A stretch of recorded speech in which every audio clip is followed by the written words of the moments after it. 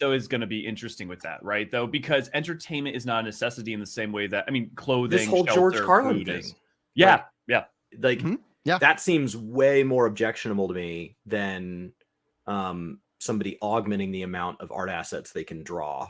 Yeah, right. The ability to replace like an actor or to bring somebody back from the dead. Yeah. Especially George Carlin. Like, of all people, there's no way, if you've watched any George Carlin, that's like so against everything that he rallied against. So like, it just feels insulting, almost like this, like the word consent comes to mind. That we're just like making him, we can make him say things he would have never said because he's not alive to defend himself. Right. I mean, the thing I think we just need to create, I feel like we got to get to the point where we figure out the cultural norms on it, right? Like, that is the crux, I think, of so much of it, is what is acceptable and respectable with it. And right now we don't know. Right now it's enforceable. It's the Wild West, right? And what's enforceable with this Taylor Swift stuff, where they're generating images of her as if she wasn't wearing clothes. She has all of the power and resources that anybody could have. There is nobody that could deploy more resources. I mean, she had a fan base that she basically upended the whole music industry. Like, she has an immense amount of power within her sphere, and everybody knows a Swifty. I mean, and you can't, like, so if she can't stop that, what chance do a handful of artists working on a video game have? People who we don't normally hear anything about until something goes terribly wrong. You know, Blizzard devs and all of that, like the controversy is what we know of them.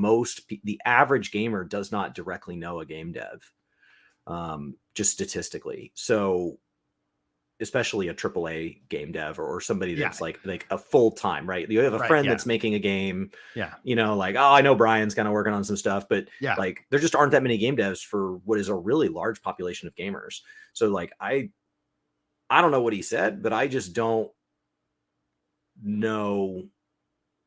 I don't know that the base summary of what you gave is something that's wildly wrong. Like, capitalism is going to make the choice, whether you like it or not. That's like the thing. That's separate from how I feel about the ethics. There's two kind of things to kind of, like, you know, round this topic off before we jump to the next one, because, like, I think essentially the best critique that I saw online of his clip is that he could have said it more elegantly. And that's, you know, the thing is, right. Like, I could say 1,000 things more elegantly, but he didn't say anything that wasn't fundamentally true. And we see this time and time again.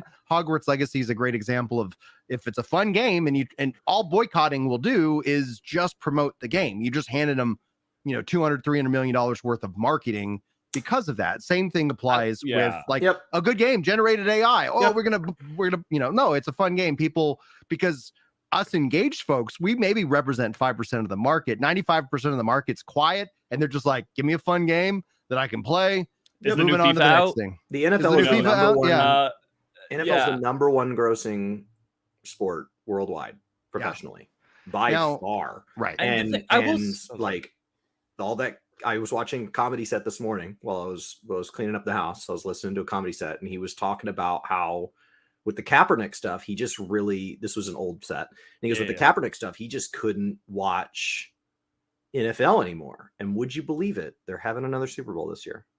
And like, that's like, turns out it does, like, at the end of the day, turns out football. Like, boycotts have to be so strong, and they have to last a very long time, and they have to be very succinct. If we all disagree for 20 different reasons, they fall apart. So you can't just be like, oh, we all dislike Budweiser for different reasons. No, we gotta agree on one actionable correction that they need to take, and we need to make it very clear that that's what we want. And if they give it to us, there needs to be a correction.